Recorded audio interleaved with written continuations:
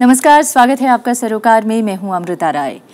नए साल यानी 2015 का पहला सरोकार है, इसलिए सभी दर्शकों को सबसे पहले नए साल की मुबारकें। अब बात नए साल में नए संकल्पों की। गुजरे साल पर नजर डालें तो निर्विवाद रूप से ये भारतीय राजनीति में एक बड़े बदलाव का साल रहा और इस साल के नायक रहे प्रधानमंत्री नरेंद्र मोदी। इस अप्रत्याशित बदलाव की तह में देखें तो इसकी जड़ें असल में अर्थव्यवस्था में छिपी हुई नजर आती हैं। विकास के अपने गुजरात मॉडल का सपना उन्होंने देश के हर जन की आंखों में जगाया। जनता ने उसमें विश्वास की आस भी देखी और भरपूर समर्थन भी दिया। लेकिन अब 2015 की कहानी इस हकीकत के साथ लिखी जाएगी कि मोदी इस अवसर का उपयोग कैसे करते हैं। क्या वो अच्छे दिन की आशाओं को जिंदा रख सकेंगे, उन्हें पूरा कर सकेंगे, या उन्हें जनता की बेसब्री झेलनी पड़ेगी।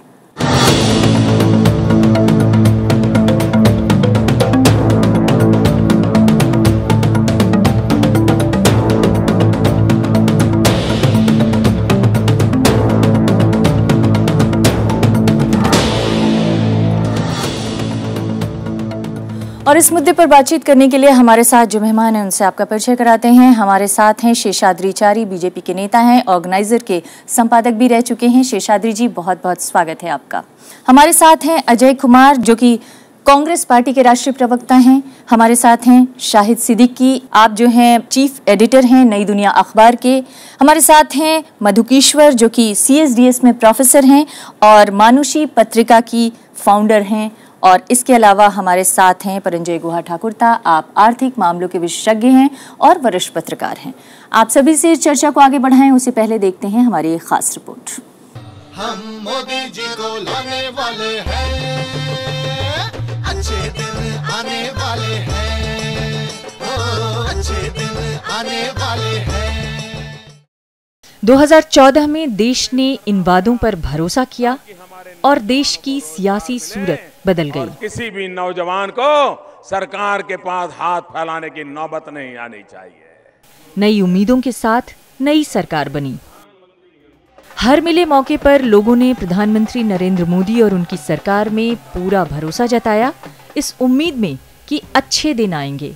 क्या नया साल उनकी आशाओं को साकार करेगा या ये साल मायूसियों का सबब बनेगा? गुजरे साल के आंकड़ों पर नजर डालें तो पेट्रोलियम का मार्केट क्रैश हुआ और भारत को उसका फायदा पहुंचा। महंगाई पर लगाम लगी।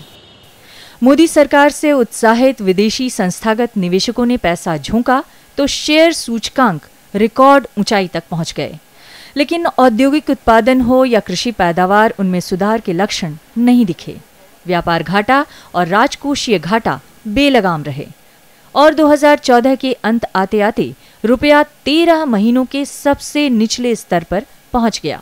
एनडीए सरकार के पहले बजट से उद्योग जगत और तीव्र आर्थिक सुधारों के समर्थकों की उम्मीदें पूरी नहीं हुईं। संसद के शीतकालीन सत्र में सरकार और विपक्ष के रिश्ते बिगड़ गए और ये रिश्ते ऐसे बिगड़े कि बीमा अधिनियम संशोधन बिल, कोयला खदानों के आवंटन का विधेयक और कई दूसरे जरूरी विधायी कार्य राज्यसभा में जाकर अटक गए। तो सत्र के बाद सरकार ने अध्यादेशों का सहारा लिया।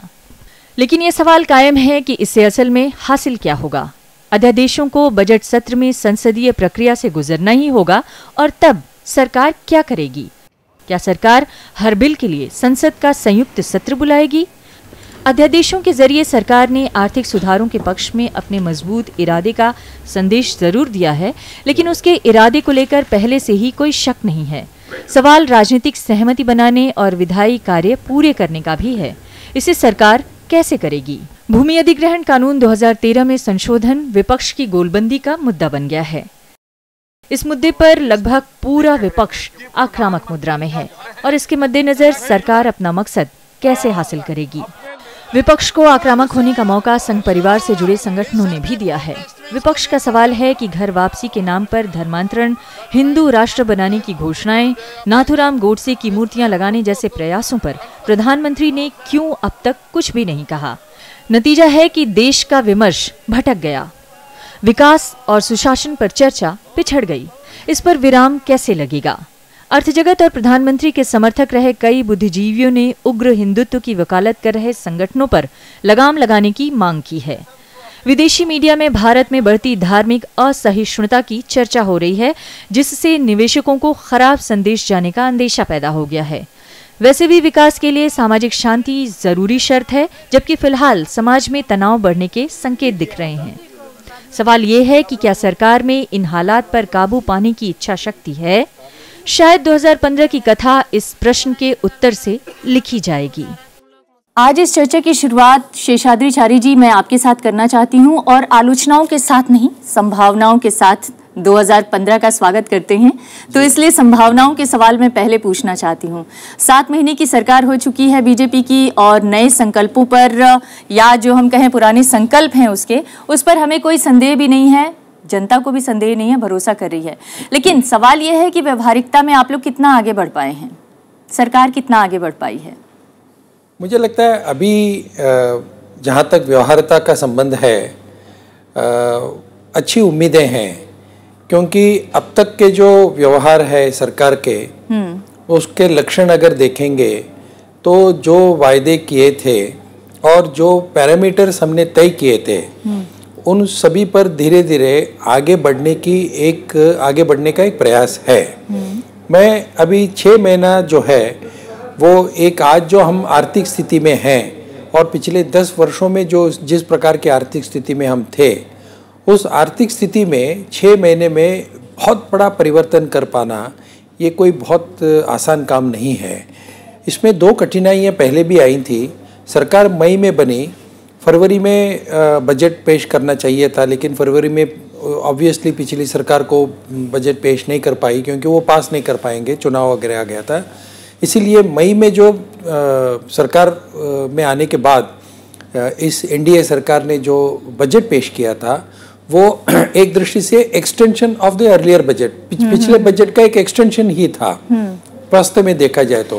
और किसी भी प्रकार का एक बहुत बड़ा आर्थिक संरचना में परिवर्तन करने के लिए बजट एक बहुत बड़ा अस्त्र है, टूल है। लेकिन अब तो 7 महीने गुजर चुके हैं और नए बजट का मौका आने जा रहा है। अभी नए बजट का जब मौका आने जा रहा है तब इसकी जो धीरे धीरे इसके जो प्रिपरेशन जिसको हम कहते हैं वो जब हम तैयारी कर रहे हैं उसमें हमें ध्यान रखना पड़ेगा कि आगे चलकर जो कुछ भी 5 वर्षों में हमको करना है, ये किसी ने नहीं कहा। जैसे पिछले सरकारों का एक कहना था कि हम 100 दिन में इतना बड़ा परिवर्तन कर देंगे, इस सरकार ने कभी ये नहीं कहा कि हम 100 दिन में ये करेंगे।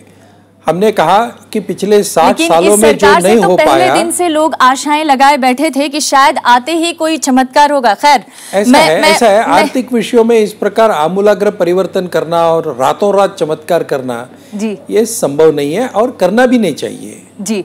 चलिए हम इसीलिए कह रहे हैं कि 7 महीने की जो अभी तक की सरकार है इसके संकल्पों पर लोगों को कोई डाउट नहीं है, लोग भरोसा कर रहे हैं। लेकिन अब मेक एंड ब्रेक की स्थिति पैदा होने जा रही है 2015 में। सवाल ये है कि मधुकेश्वर जी, आप भी मोदी जी की एक बड़ी समर्थक रही हैं, आपने उनके बारे में किताब भी लिखी। ये जो अच्छे दिन की आशाएं जगाई गई थी मोदी जी की तरफ से, क्या आपकी वो आशाएं साकार होती हुई दिख रही हैं इन 7 महीनों की सरकार से? नहीं, आशाएं तो बरकरार हैं पर अभी तक सार्थक होती नहीं दिखती, और केवल उन क्षेत्रों में नहीं जहां लोगों ने बहुत आसानी से समझा था कि कोर्स करेक्शन हो जाएगा, इन्वेस्टमेंट आना शुरू हो जाएगा, वो तो नहीं हुआ। दूसरा, जो विदेशी बैंकों में पैसा लूट कर ले जाया जा चुका है उसके ऊपर बहुत लोगों ने सोचा था कि उस दिशा में काम तेज़ी से चलेगा, वो भी कुछ नहीं हुआ। पर जो मेरी असली कंसर्न्स हैं जिस पे मैंने पिछले 20 साल अपने जीवन के लगाए हैं, वो हैं इकोनॉमिक रिफॉर्म्स का एक बॉटम अप एजेंडा।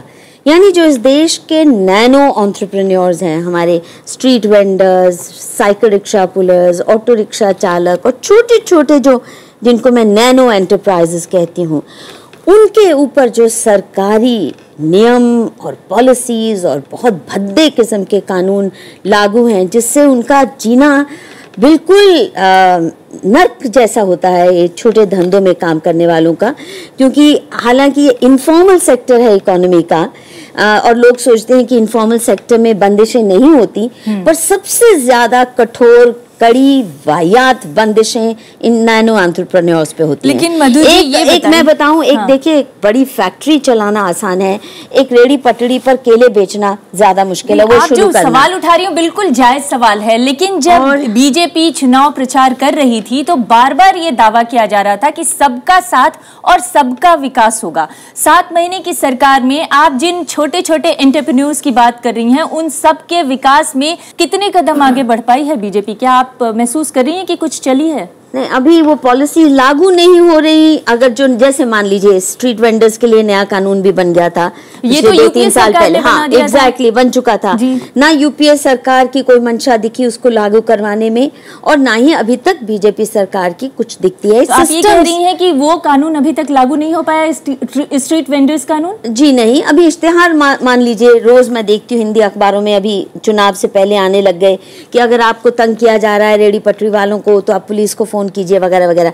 पर जो बुनियादी काम होना चाहिए था, स्ट्रीट वेंडर्स को आइडेंटिफाई करना, उनका एक सर्वे होना, उनके लिए हॉकिंग जोन्स बनना और उनको लाइसेंस या जो भी तहबाजारी देते हैं वो देना, उसकी तो शुरुआत मधु जी, सवाल ये है कि ये जो स्ट्रीट वेंडर्स की चिंता है, जो छोटे छोटे एंटरप्रेन्योर्स की चिंता की बात आप कह रही हैं, बड़े सपनों को छोड़ दिया जाए, छोटे छोटे सपनों को अगर हम बात करें तो स्ट्रीट वेंडर्स कानून भी लागू नहीं हो पाया, जो यूपीए ने तो पहले ही पास करवा दिया था। इसके अलावा आप ये भी बीजेपी मान रही है कि अभी 7 महीने का समय कोई इतना बड़ा समय नहीं है कि उसके आधार पर किसी सरकार का आकलन किया जाए। आप क्या कहेंगे? देखिए अंजलि जी, पहले तो चिंता की बात यह है कि ये प्रधानमंत्री जी पहले बोल रहे थे कि हमको मौका दे दीजिएगा तो हम गुजरात मॉडल फलाना फलाना मॉडल के रूप में, और हर कदम में अगर आप देख लीजिएगा तो सरकार का मंशा सिर्फ इस देश के 1% पर निगाह है, सुपर रिच के तरफ। अगर लैंड रिफॉर्म्स देख लीजिए तो अच्छे दिन तो आएंगे, और शेषाद्री जी को जो मैं कहना चाहूँगा, अच्छे दिन तो उद्योग क्रोनी कैपिटलिस्ट के लिए जरूर आ रहे हैं। आप लैंड रिफॉर्म्स बिल को देख लीजिएगा, छोटे से उदाहरण है, आप उसमें 5 स्टार होटल डाल दिए, प्राइवेट हॉस्पिटल्स डाल दिए। अब आप बोलते कि भूमि अधिग्रहण आप करेंगे और प्राइवेट एंटिटी के परिभाषा भी आपने बदल दिया। तो अच्छे दिन तो सिर्फ सुपर रिच 1% के लिए आएंगे जरूर। और जैसे मधु जी ने कहा था काला धन के बारे में कि काला धन 15 लाख हर एक आदमी के अकाउंट में आ जाएगा। आप देख लीजिए, जहां पर भी सोशल सेक्टर, जैसे हेल्थ सेक्टर में 20% का कटौती, इस सरकार को पहली बार इतिहास में कि इतने ऑयल के प्राइसेस इतने 55% कम हो चुके हैं, कमोडिटी प्राइसेस ग्लोबली कम हो चुके हैं, और इस सरकार को तभी भी रिसोर्सेज जनरेट करने के लिए फिस्कल डेफिसिट में। और असली अगर आप देख लीजिए आम आदमी को, तो ये हम लोग को पूछना चाहिए कि हमारे एक्चुअली तेल के दाम तो 40-35 रुपए के आसपास होने चाहिए थे। स्ट्रीट वेंडर्स का एक्ट देख लीजिए, पास हुआ था लास्ट सेशन ऑफ पार्लियामेंट में, उसके बाद अब कब 8 महीने तक आप लोग ने कोई नियम लागू रेगुलेशंस लाने के लिए आपने कोई कदम नहीं उठाया। आप पूरे फोकस सेंसेक्स पर है, सेंसेक्स गिरता है तो वित्त मंत्री को हार्ट अटैक होने लगता है। लेकिन हम ये कह रहे हैं कि हम सब लोग जो इस देश के 99% लोग हैं, जब उनका आर्थिक स्थिति सुधरेगा तब ना। लेकिन आप तो और हम लोग को जो भी कदम उठाए जा रहे हैं, फॉरेन इंश्योरेंस एक्ट जो भी होगा, हम उसको विरोध नहीं कर रहे, लेकिन आपका जो हर एक कदम जो सिर्फ देश के 1% पर निगाह रखे। मनरेगा में किसने कहा कि लेकिन वो 1%, जिस 1% की आप बात कर रहे हैं, मुझे नहीं लगता कि वो 1% भी खुश है। कोई आशा जग पाई है, क्योंकि वो भी बार बार ये सवाल कर रहा है क्या ये सरकार के लिए सोच लीजिएगा हमने आपके ऊपर भरोसा किया। तो सोच लीजिए जिस 1% के लिए पूरा सरकार लगी हुई है वो भी नाखुश, 99% तो वैसे ही दुखी है। तो ये वर्तमान में सरकार की स्थिति। और आप बोलते हैं कि 6 महीने काफी नहीं, 6 महीने में आप काफी नियम लागू। आप आरोप लगा रहे हैं कि ये सरकार 1% लोगों के लिए 60 साल में आप लोग जो नहीं कर पाए, फिर से शुरू हो जाते हैं। 60 साल में आप लोग जो नहीं कर पाए, अगेन फिर से शुरू कर चाहते हैं कि 6 महीने में हम करें। आप शुरू कर लेते हैं और जिस तरीके का व्यवहार आप पार्लियामेंट में कर रहे हैं। नहीं शेषाद्री जी, पहले महीने में अंजलि जी, दिक्कत क्या है कि अब सरकार में आप जवाब दीजिए, हम तो चुनाव हारते, आप जवाब दीजिए। हर वक्त आप जो शुरू कर लेते हैं तो एक आप फिस्कल डेफिसिट का देख लीजिए। Let's talk on facts of fiscal deficit. नहीं, फिस्कल डेफिसिट पे मैं बात करूंगी। फिस्कल डेफिसिट पर चर्चा कीजिए। आप हेल्थ सेक्टर पर नहीं, अंजलि जी 20% हेल्थ सेक्टर को मेरा नाम अमृता है, अंजलि नहीं है। और दूसरी बात फिस्कल डेफिसिट और उस पर हम बात करें उससे पहले हम इस पर बात करना चाह रहे थे कि कॉमन मैन का सपना क्या था। वो कॉमन मैन का सपना क्या अभी किसी राह पर, किसी कदम पे आगे बढ़ा है? खैर, हम मायूसियों के बारे में नहीं, हम तो संभावनाओं के बारे में बात कर रहे थे। एक ब्रेक के लिए रुकेंगे और ब्रेक के बाद हम 2 और हमारे मेहमान हैं, उनसे भी जानना चाहेंगे कि उनके अंदर संभावनाओं की कोई भी आशा जगी है कि नहीं। एक ब्रेक के लिए रुकते हैं।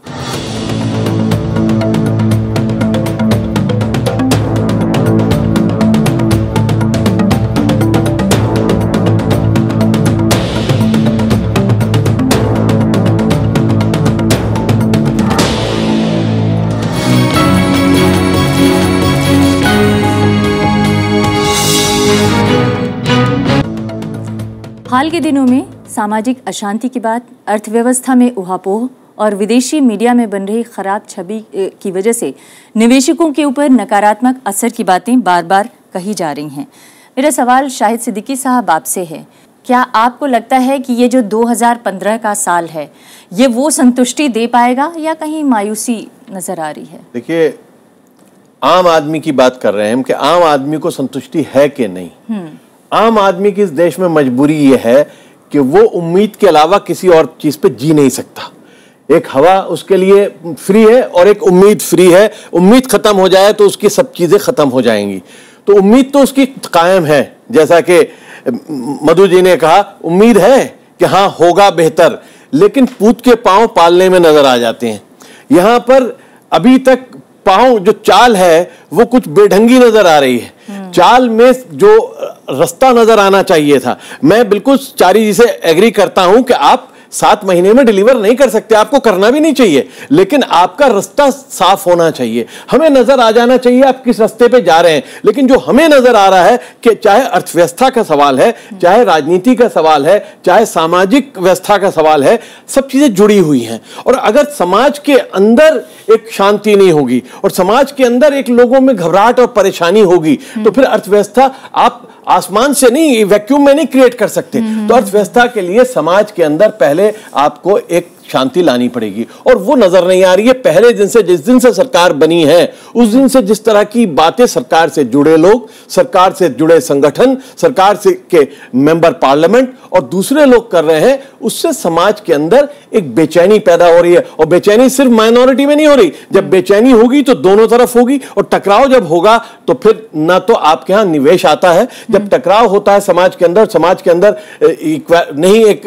तो आप ये कह रहे हैं कि दरअसल विकास का सपना जो है वो सामाजिक अशांति के आगे आकर दम तोड़ता हुआ दिख रहा है। दम नहीं तोड़ रहा है, लेकिन जरूरी है इस बात को मोदी जी हम सबसे ज्यादा समझते हैं। हाँ। लेकिन उनको को लागू करने के लिए जो कदम उठाने चाहिए, जो भाजपा को कदम उठाने चाहिए, जो होम मिनिस्टर को, फाइनेंस मिनिस्टर को, कैबिनेट को जो अंदाज अपनाना चाहिए सरकार के लिए, और जो बीजेपी को समझना चाहिए कि जरूरी है अगर इस सरकार को कामयाब करना है, अर्थव्यवस्था को कामयाब करना है, तो आपको सबका इंक्लूसिवनेस की फीलिंग लानी है। आपको लोगों को ये नहीं एहसास दिलाना कि तुम इस समाज के अंदर रही हो, तुम्हारा भविष्य नहीं है इस समाज के अंदर। अगर ये करोगे, क्यों ऐसा हो रहा है कि एक वक्त में सबका साथ सबका विकास का नारा देने वाली सरकार सबको साथ लेकर नहीं चल पा रही? देखिए, अगर नारों से हुआ करता तो इंदिरा गांधी ने कब की गरीबी दूर कर दी होती। हाँ। लेकिन नारों से देश नहीं चला करते, समाज नहीं चला करते। नारे बड़े सुंदर होते और मोदी जी से बढ़िया नारे बनाने वाला इस देश में आज शायद दुनिया में कोई नहीं है। लेकिन नारों को जमीन पर लाकर इंप्लीमेंट करना वो पार्टी का काम है,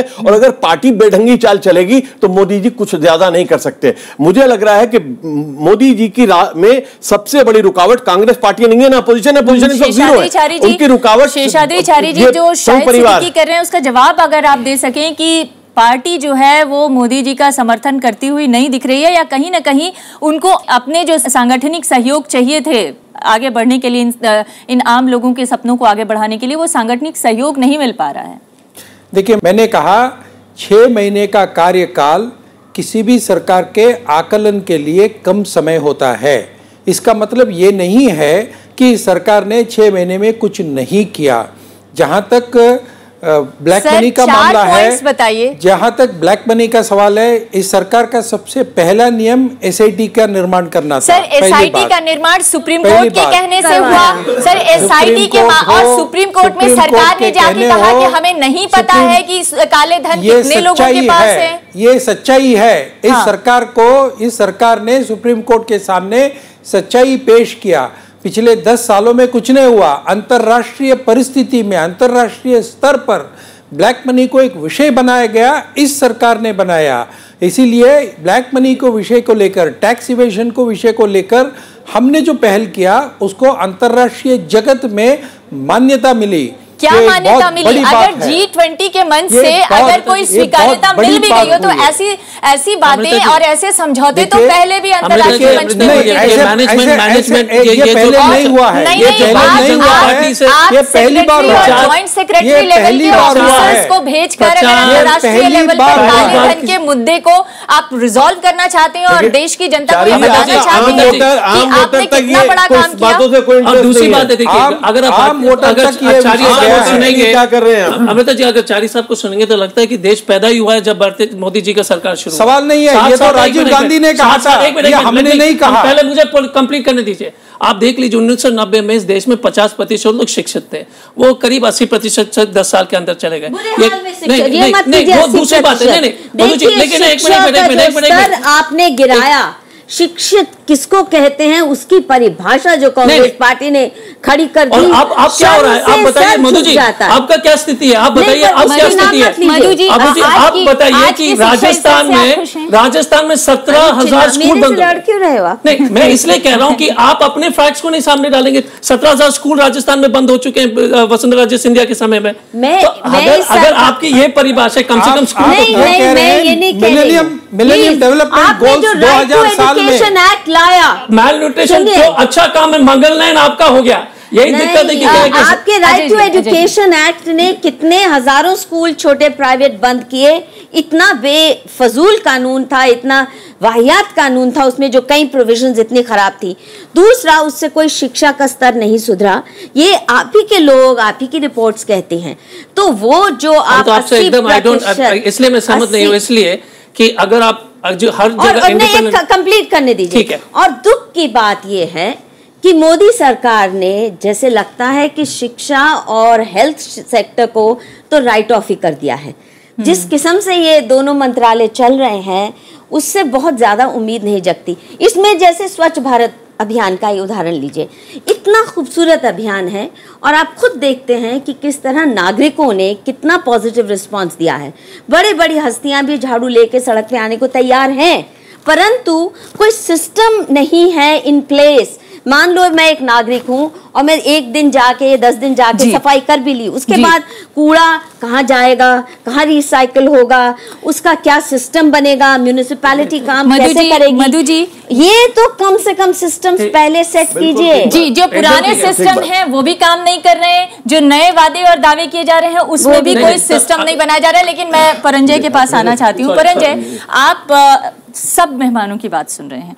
सबसे बड़ा सवाल देना चाहता हूँ, हमें कहने के लिए अभी मौका मिला। सबसे बड़ा सवाल ये है कि जब तक सोशल स्टेबिलिटी नहीं आएगी तब तक आर्थिक विकास के रास्ते पर देश आगे नहीं बढ़ सकता, जिसका सपना इस सरकार में आने से पहले बीजेपी ने दिखाया था। बिल्कुल ठीक। क्या आपको लगता है कि पहले इस सरकार को सामाजिक अशांति को दूर करने की जरूरत है या फिर आर्थिक उहापोह की जो स्थितियां हैं, जो अलग अलग सेक्टर में अलग अलग समस्याएं आर्थिक जगत में फैली हुई हैं, उसे दुरुस्त करने की पहले ये तो सवाल ही नहीं है। दोनों एक साथ चलना चाहिए, एक संतुलन होना चाहिए। देखिए, आज भारतीय जनता पार्टी का अमित शाह जी कह रहे कि मोदी सरकार आने के बाद महंगाई कम हो गया। इसमें सरकार का कोई हाथ ही नहीं है। नहीं, अंतर्राष्ट्रीय बाजार में एक मिनट मधु जी, आपका बात मैं चुपचाप सुना। आप मेरा जरा बात खत्म करने दीजिए, मैं तो शुरू ही नहीं किया। जी।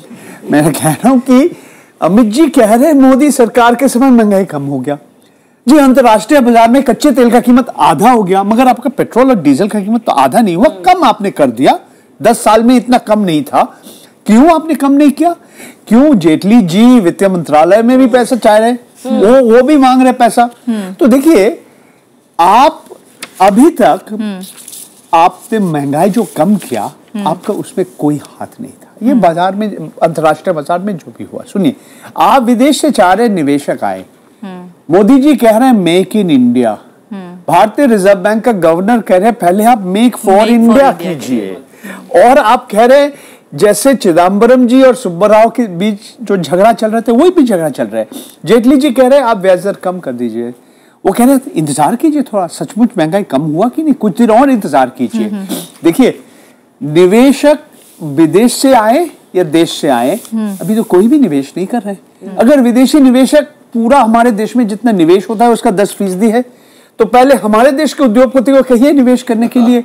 हमारा पैसा और भी सुन लीजिए जी, ये जो कच्चे तेल का कीमत जो कम हो गया ना, इसका एक और, ये जो सिक्का का दो पहलू होता है, इसका मतलब है अंतर्राष्ट्रीय बाजार में जो अभी भी जो आर्थिक मंदी का दौर अभी भी खत्म नहीं हुआ।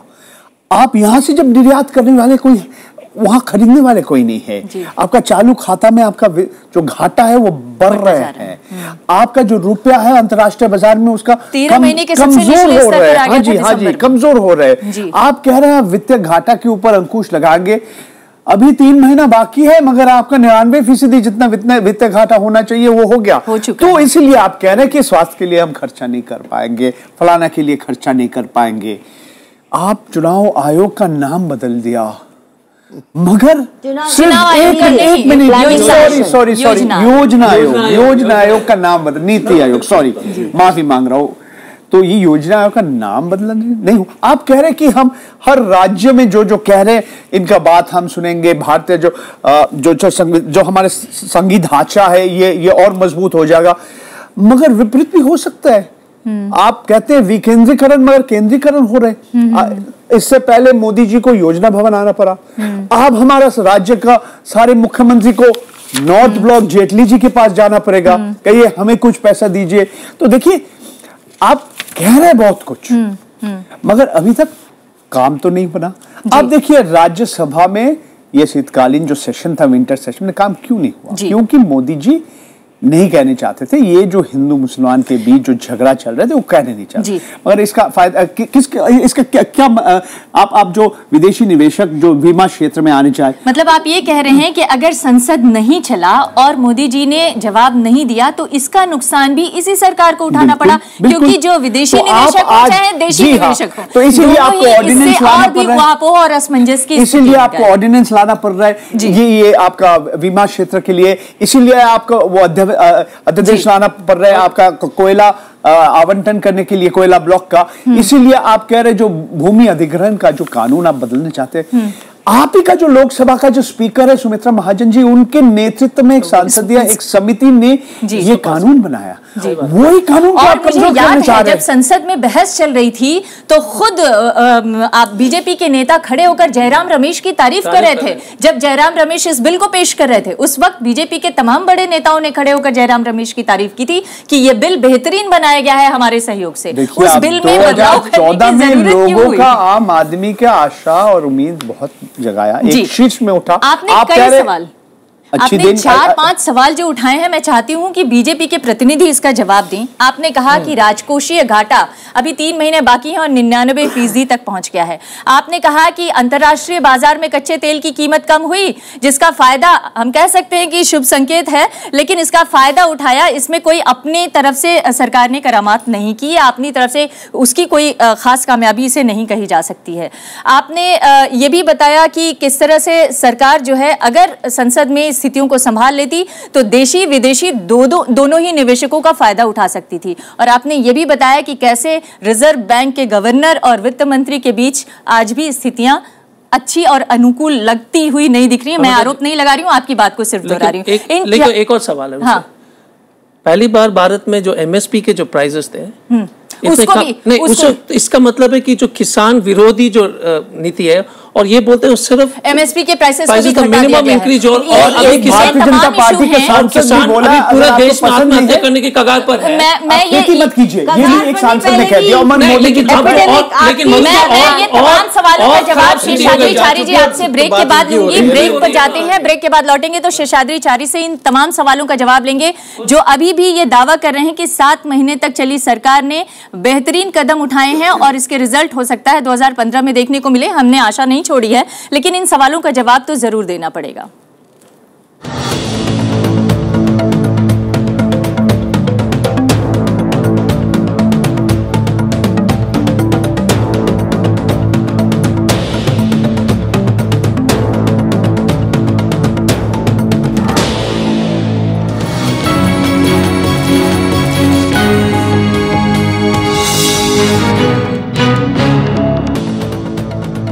के बाद एक बार फिर आपका स्वागत है। शेषाद्री जी, मैं आपके पास आना चाहूंगी। सवालों की झड़ियां लग गई थी लेकिन मुझे ब्रेक लेना पड़ा, मगर इन जो सवालों की झड़ियां लगी, खास तौर से अर्थव्यवस्था को लेकर जो सवाल उठाए जा रहे हैं, आप कह रहे हैं कि सरकार आगे बढ़ी है, लेकिन ये स्पष्ट नहीं है कि सरकार किस दिशा में आगे बढ़ी है। ना तो निवेशकों का भरोसा जीत पाई है, ना ही आम जनता का अभी तक उसने भरोसा हासिल किया है। अभी तक जनता ने सपने देखना छोड़ा नहीं है, लेकिन भरोसा जगाने के लिए और बनाए रखने के लिए आप लोगों ने किया क्या है? ऐसा है, कांग्रेस के प्रत्याशी ने, कांग्रेस के प्रतिनिधि ने कहा कि केवल शेयर मार्केट में हमारा नज़र है और शेयर मार्केट बढ़ रही है। एक दिन में पूरे साल भर में अगर देखा जाए तो 30% इंक्रीज इन निफ्टी और शेयर मार्केट में हुआ है। विदेशी निवेशक आए हैं, आज बाजार 30,000 में गया है। ये क्या विदेशी निवेशक नहीं आए इसीलिए गया है? विदेशी निवेशक या तो एक बात ऐसा है,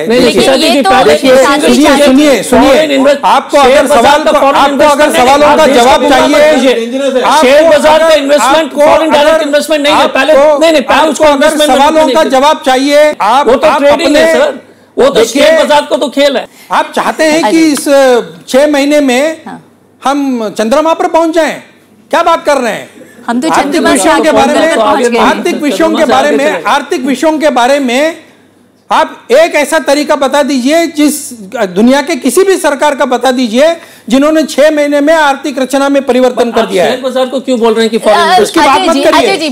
और जहां तक इन्वेस्टमेंट की बात है, कोई भी इन्वेस्टर पहले देश में आने के पहले देश के नियमों को देखता है। देश के नियमों में परिवर्तन करने के लिए राज्यसभा और लोकसभा और सरकार और बाकी सभी दलों को इकट्ठा होकर काम करना पड़ेगा। इंश्योरेंस बिल के बारे में जो बात हुई थी तो उसका उल्लेख किया गया। इंश्योरेंस बिल ये राज्यसभा में इसीलिए पेश नहीं कर पाए क्योंकि छोटे छोटे मुद्दों को लेकर आप लोगों ने इस राज्यसभा को चलने नहीं दिया। इसीलिए हमको इंश्योरेंस बिल और ये इन्वेस्टमेंट के तरीके को दूर करने की दृष्टि से इन सभी बातों के बारे में ऑर्डिनेंस का उपयोग करना पड़ा। एक मिनट, मैं प्रणंजय गुहा ठाकुरदा से भी एक बात कहूंगा कि पिछले 6 महीने में आप मुझे एक अर्थशास्त्री के नाते एक ऐसा तरीका बता दीजिए कि जिससे कि हमारा करंट अकाउंट डेफिसिट कम हो सकता था। तेल के दाम $30 गिरने के कारण जो हमारा बचत होता है, उस बचत को अगर हम कंज्यूमर को देते हैं तो उसका जो कैस्केडिंग इफेक्ट होगा, उस कैस्केडिंग इफेक्ट को कैलकुलेट करना पड़ता है। और इस कैस्केडिंग इफेक्ट के आधार पर ही हम निर्णय कर सकते हैं। इसीलिए करंट अकाउंट डेफिसिट कम करना ये सबसे बड़ा काम है और यही काम ये सरकार कर रही है। अगर ये गलत है तो इसके और तरीके हो सकते हैं। जहां तक रिजर्व बैंक और फॉरेन फाइनेंस मिनिस्ट्री की बात है, मैं इस विषय पर जाना नहीं चाहता हूं। अपने अपने ओपिनियन है, रिजर्व बैंक का अपना तरीका है काम करने का, परंतु जहां तक रिजर्व बैंक का मामला है, उनके सभी निर्णयों का असर फाइनेंस मिनिस्ट्री और आर्थिक रचनाओं पर होता है। इसीलिए फाइनेंस मिनिस्ट्री का यह पूरा अधिकार है रिजर्व बैंक को समय समय पर सूचनाएं देना। करना नहीं करना ये उनके स्वायत्तता का मामला है। पिछले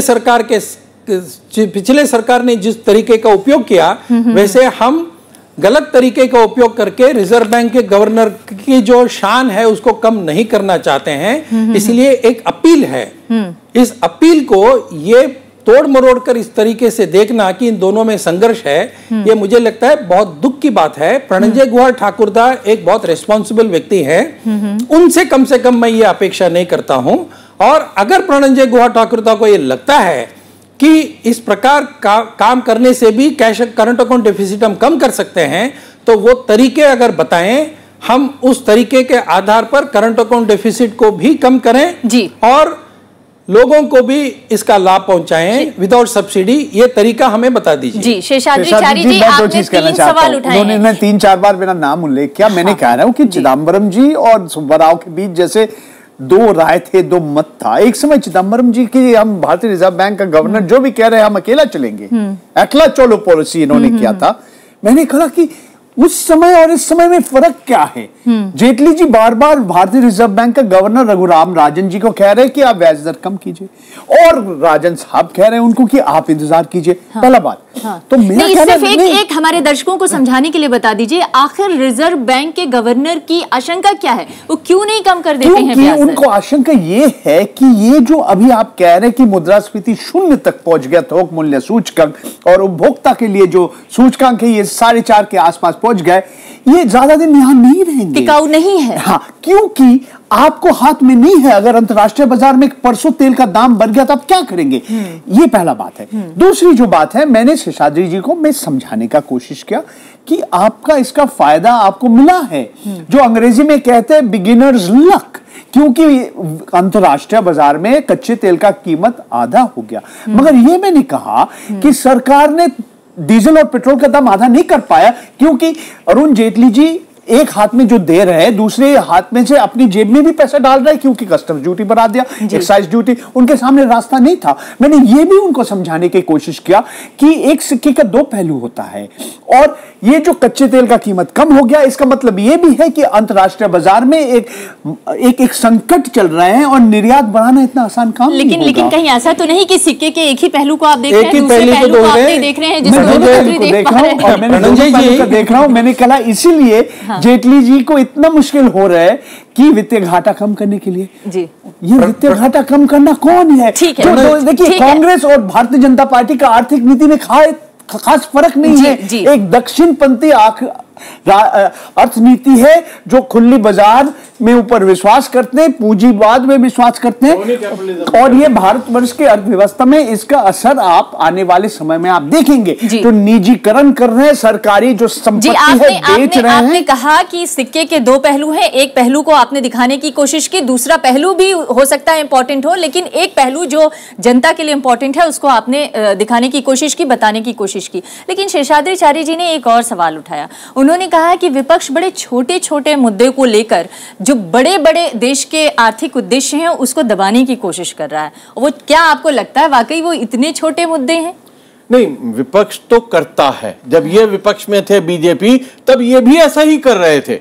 आज कांग्रेस है विपक्ष में, तो कांग्रेस भी ऐसा कर रही है। मेरा मानना यह है कि एक मैच्योर देश और मैच्योर डेमोक्रेसी को कहीं आके लाइन ड्रॉ करनी पड़ती है और करनी चाहिए कि हम इन चीजों से ऊपर उठकर देश के हित में, बड़े हित में काम करेंगे, जो नजर नहीं आ रहा है आज की राज्यसभा में या पिछली राज्यसभा या लोकसभा पार्लियामेंट के अंदर।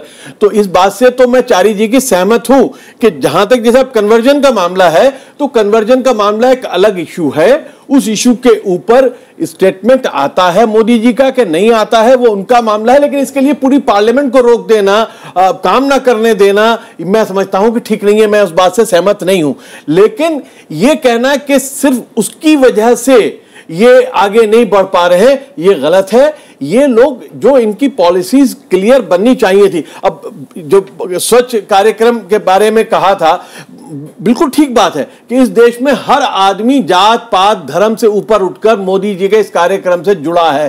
क्या चीज रोक रही है इनसे कि ये एक पॉलिसी लेकर आए, एक सिस्टम लेकर आए कि हम जो है हर अर्बन उसको कितने सेक्टर में बांटा जाएगा, कैसे सफाई होगी, डिस्पोजल कहां होगा, किस अंदाज से होगा, उसके लिए फंड्स क्या होंगे, उसके लिए एक पॉलिसी आपको आ जाना चाहिए थी। एक इंथुजियाज्म देश के अंदर था, उस इंथुजियाज्म को आप हवा में ले जाके बिखेर देना चाहते हो और हमेशा के लिए खत्म कर देना चाहते हो कि आगे फिर उस पर काम ना हो। तो ये जो है कि सिर्फ नारों पे आप राजनीति करना चाहते हो और फोटो ऑप्स करके राजनीति करना चाहते हो, तो वो ज्यादा देर चलेगी। शाहिद जी आपने शुरुआत अच्छी की है। शाहिद जी आप भी जानते हैं इसमें एक अवेयरनेस क्रिएट करने की बात थी, वो पहला स्टेज था, पहला स्टेप था। हाँ। इस देश में एक प्रधानमंत्री रेड फोर्ट से ये कहे कि इस देश में महिलाओं को सम्मान होना चाहिए, बच्चों को, लड़कियों को पढ़ाई में ध्यान देना चाहिए, लड़कियों को पढ़ाई स्कूल तक ले जाना चाहिए और स्वच्छता होनी चाहिए। ये विषय रेड फोर्ट से कोई नहीं कहता था। एक बात ध्यान में रखना चाहिए, इसमें अगर ये कूड़ा कचरा उठाने की व्यवस्था को अगर निर्माण करना है तो इसके लिए पंचायत से लेके पार्लियामेंट तक सबको इन्वॉल्व करना पड़ेगा। और ये पॉलिसी बन रही है, ये पॉलिसी बन रही है, ये पॉलिसी बन रही है, ये पॉलिसी बन रही है। मैं आगे जाके ये भी कहूंगा, कृपा करके मुझे let me complete. Let me complete. ऐलान किया था उसके साथ आना चाहिए था, उसके साल भर बाद नहीं आती पॉलिसी। मैं अपना वाक्य पूरा करूंगा। इसकी पॉलिसी बन रही है। सोशल सेक्टर को कैसे इन्वॉल्व किया जाए, कॉर्पोरेट्स को कैसे इन्वॉल्व किया जाए, स्कूल कॉलेजों को कैसे इन्वॉल्व किया जाए, इन्वॉल्व करना इज नॉट, इन सभी चीजों के बारे में एक पॉलिसी बन रही है। यहाँ तक अरे भैया, नई टेक्नोलॉजी आप चाहते हैं कि 15 दिन में नई टेक्नोलॉजी इन्वॉल्व हो जाए? क्या टेक्नोलॉजी बताइए आप बताइए। नहीं, अभी बताइए, मैं आपको 5 मिनट का समय देता हूँ। मैं आपसे कुछ गुजारिश करना चाहती हूँ। नरेंद्र मोदी जी से जो इतनी बड़ी उम्मीदें जगी मेरे जैसे लोगों की और बहुतों की जो उनको नहीं भी जानते, उसका बुनियादी कारण ये कि गुजरात में उनका अगर आप शासनकाल देखें तो एक बात बहुत विशिष्ट उनके बारे में मैंने देखी, जो अध्ययन किया, वो ये कि कभी भी कोई प्रोग्राम उन्होंने अनाउंस नहीं किया जब तक उसका एंड जो पॉइंट है, रोड मैप पूरी तरह क्लियर नहीं हुआ, उसका बजट नहीं तय हुआ, उसकी डिलीवरी सिस्टम सारे सेट नहीं हुए।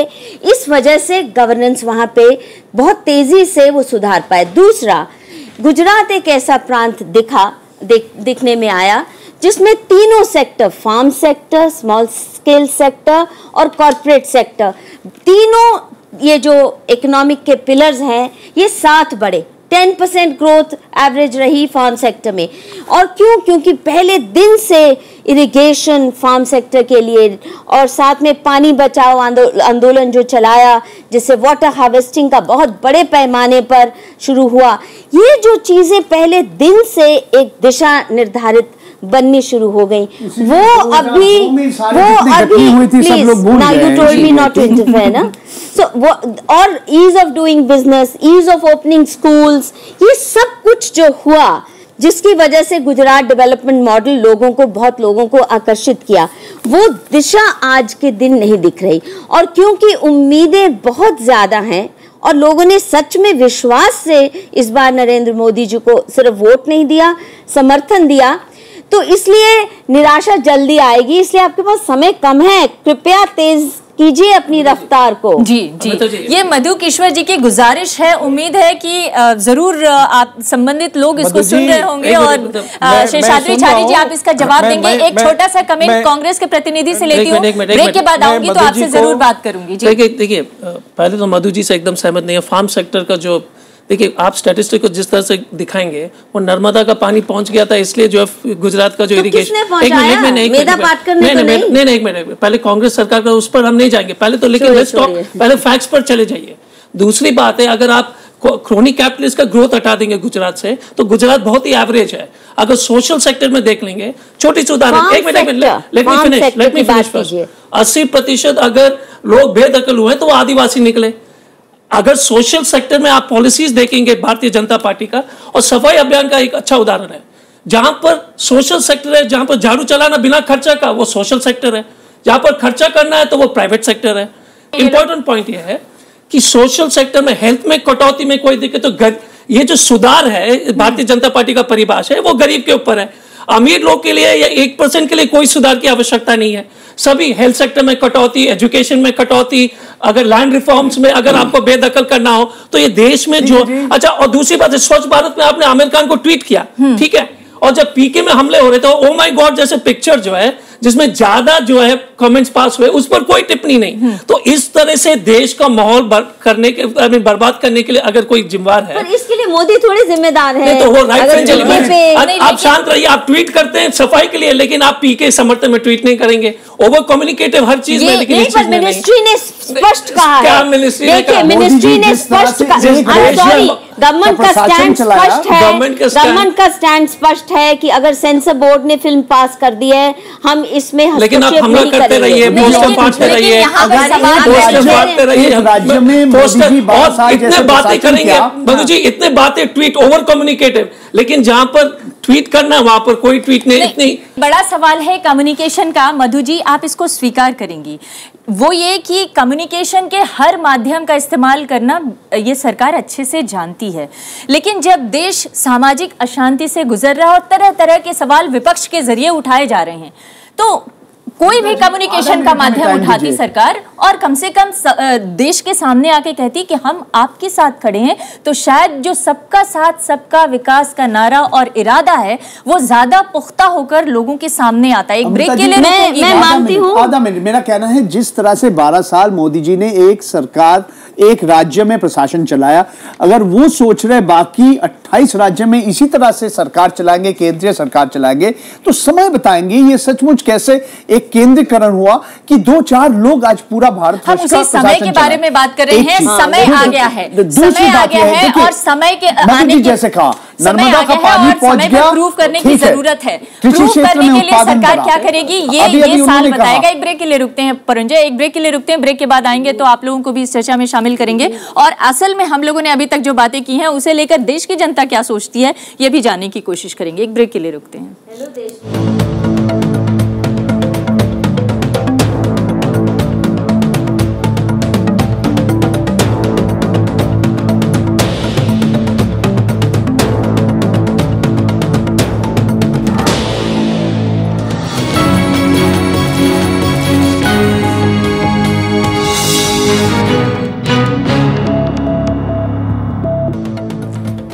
ब्रेक के बाद एक बार फिर आपका स्वागत है। अब तक हम बात कर रहे थे बदलाव की आस जो मोदी सरकार ने जगाई थी आम जनता के मन में, उसका अब तक 7 महीनों में किस तरह का नतीजा देखने को मिला है और क्या बदलाव जो है वो बिना संसदीय प्रक्रिया के और बिना संसदीय परीक्षण के संभव है, ये भी एक बड़ा सवाल है। और उससे भी बड़ा सवाल ये है कि विकास और सुशासन के ऊपर कहीं धार्मिक एजेंडा हावी तो नहीं हो रहा है। इन तमाम सवालों को लेकर आज हम चर्चा कर रहे हैं। हमारे साथ हमारे मेहमानों को तो आपने सुना ही, लेकिन साथ साथ तमाम युवा भी हैं जो आपसे सवाल करना चाहते हैं।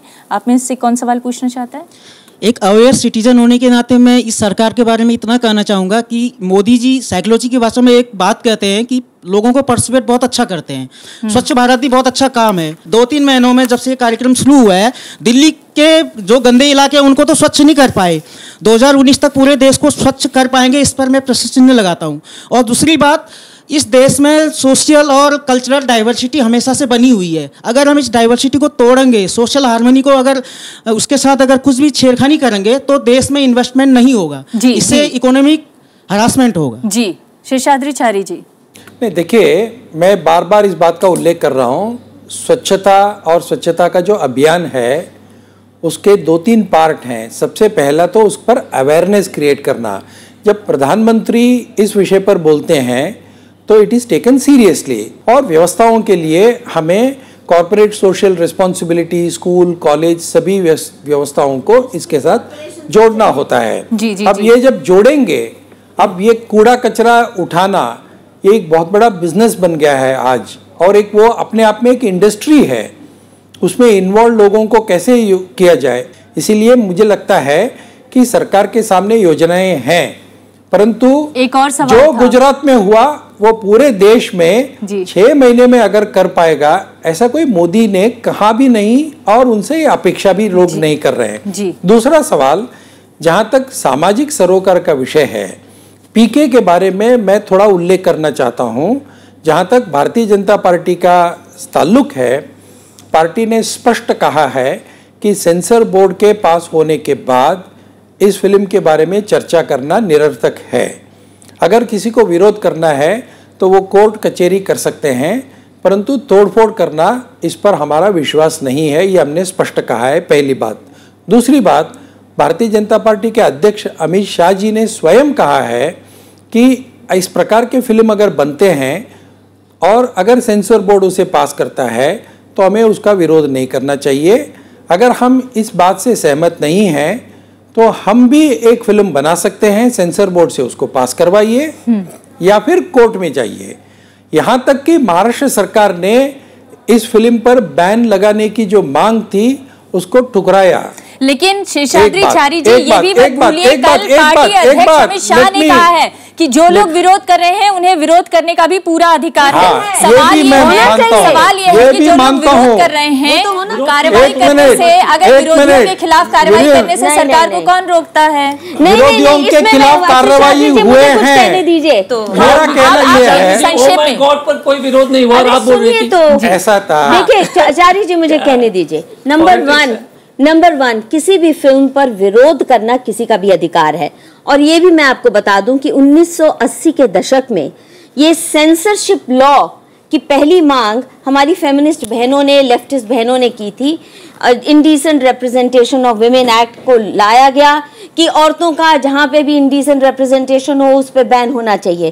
तो जब हमारे लेफ्टिस्ट फेमिनिस्ट किसी की प्रोटेस्ट करते हैं या कानून मांगते हैं, वो तो सही प्रोग्रेसिव माना जाता है। और अगर इस राइट विंग जिसको कहा जाता है वो किसी फिल्म के ऊपर प्रोटेस्ट करते हैं, प्रोटेस्ट का अधिकार है, परंतु तोड़ फोड़ का और धमकी देने का अधिकार किसी को भी नहीं होना चाहिए। तो प्रोटेस्ट करने दीजिए और उसकी ठीकरा मोदी के सर पे। लेकिन जो तोड़फोड़ और जो धमकी वो तो देखिए वो गुंडागर्दी है। तस्लीमा, अरे कांग्रेस वालों को मैं पूछना चाहता हूँ, तस्लीमा नसरीन के खिलाफ अगला सवाल, जो तस्लीमा नसरीन के खिलाफ जो हुआ तब आपके मुंह बंद क्यों थे?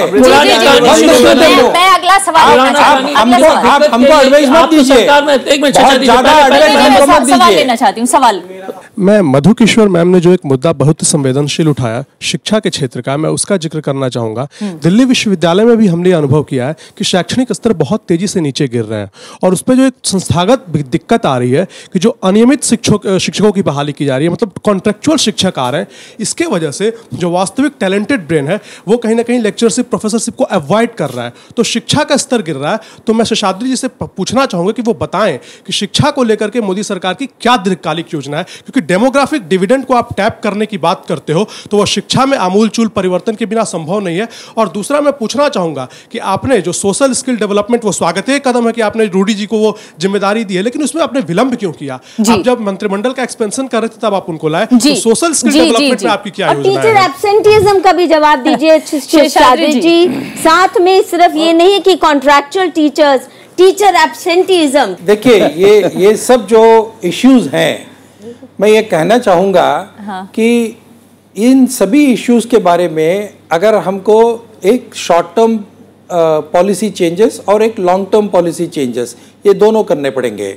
अगर हम चाहते हैं कि शॉर्ट टर्म में कुछ करना हो तो उसकी टीका टिप्पणी होगी, क्योंकि शॉर्ट टर्म में जो हम करते हैं वो उसका अफेक्ट, जो जिन पार्टियों को उसका अफेक्ट होगा वो ज़्यादा होगा जी। परंतु लॉन्ग टर्म में अगर इन सभी चीज़ों के बारे में व्यवस्था करनी हो तो उसमें हमें यूजीसी के नियमों में परिवर्तन करना पड़ेगा।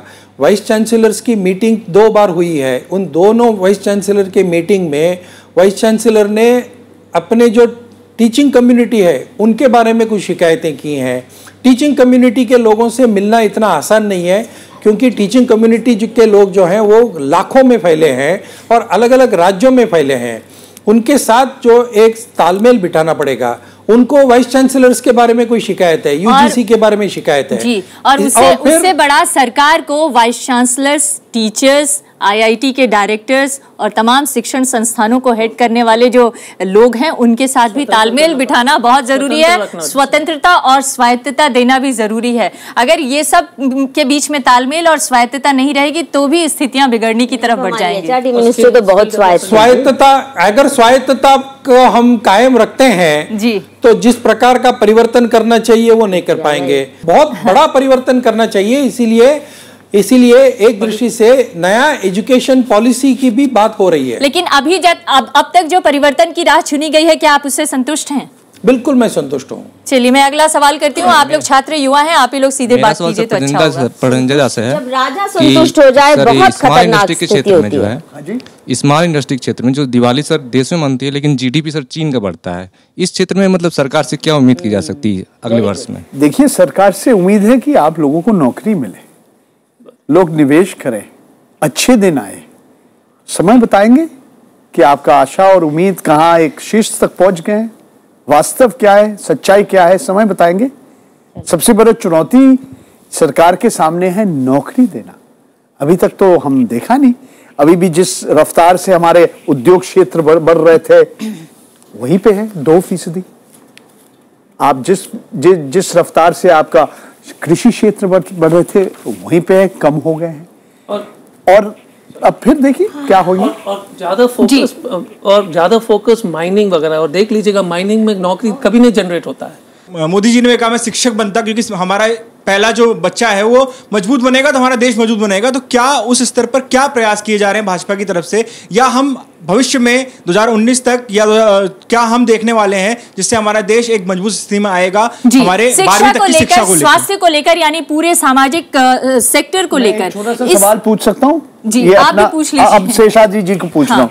बहुत अच्छी बात है, उन्होंने कहा फाइनेंशियल इंक्लूजन, वित्त समावेश।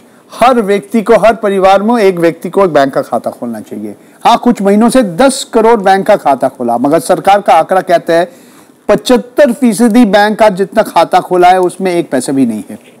ये सचमुच के वित्त समावेश है? जी। जन धन योजना, ये जन धन योजना का क्या, किस तरह का परिणाम निकल कर आ रहा है, व्यवहारिक परिणाम, इसके बारे में बात हो रही है? नहीं, ये एक योजना है। इस योजना का लाभ सबको मिले, इसके लिए एक विस्तार से इस योजना को प्रसारित भी किया गया और इसका उपयोग भी हुआ। परंतु इसमें एक नेशनलाइज्ड बैंक्स जितने तरीके से, जिस तरीके से काम कर रहे हैं, उतने तरीके से जो नॉन नेशनलाइज्ड बैंक्स हैं, प्राइवेट बैंक्स हैं, वो कर नहीं पा रहे हैं, करते भी नहीं है। इस पे भी कुछ दिक्कतें हैं। परंतु इसका मतलब ये नहीं है कि खाता खुल गया उसमें जीरो अकाउंट है, ये भी गलत धारणा है। इस प्रकार की धारणा है। ये तो सरकारी आंकड़े कह रहे हैं कि जनता को आपने जन धन योजना दी मगर जनता के हाथ में धन नहीं गया। ये तो सरकारी आंकड़े कह रहे हैं। ऐसा नहीं है। ऐसा देखिए, सरकारी आंकड़े ये नहीं कह रहे हैं कि जनता के हाथ में पैसा गया नहीं जी। ये योजना अभी कार्यान्वित है, इट इज इन प्रोसेस। ये जब योजना समाप्त होगी और इसका जो फेज 1 जब समाप्त होगा तब हम इसका आकलन करेंगे जी। लेकिन सरकार जो सक्रियता दिखा रही है, सर मेरे पास वक्त की कमी है इसलिए मैं इसको खत्म करना चाहूंगी। सरकार सक्रियता तो दिखा रही है, लेकिन इकोनॉमिक अनसर्टेनिटी क्या आपको लगता है दूर कर पाई है सक्रियता के जरिए, या इकोनॉमिक अनसर्टेनिटी अभी भी बनी हुई है, क्लैरिटी अभी भी नहीं? अनसर्टेनिटी तो यकीनन बढ़ी है। और आप सिर्फ जो है एक खास जो इकोनॉमिक सेक्टर है उसके लिए इंश्योरेंस बिल लाके या लैंड रिफॉर्म बिल को डाइल्यूट करके अगर आप फोकस करना चाह रहे हैं तो उससे तो पूरी इकोनॉमी का ग्रोथ नहीं होने वाला है। जो जॉब्स क्रिएशन है, सबसे बड़ा जो ठीक कहा ठाकुर ने कि सबसे बड़ा जो इशू है वो जॉब क्रिएशन, आप कितना कर पाएंगे, कैसे कर पाएंगे, किस सेक्टर में होगा, उस सेक्टर के ऊपर आपका फोकस क्या होगा, वो अभी तक नहीं आया। सबको बजट का इंतजार है। बजट में देखते हैं कि बजट में से कौन से जो है फूल गिरते हैं और कौन से फल उसमें से मिलते हैं।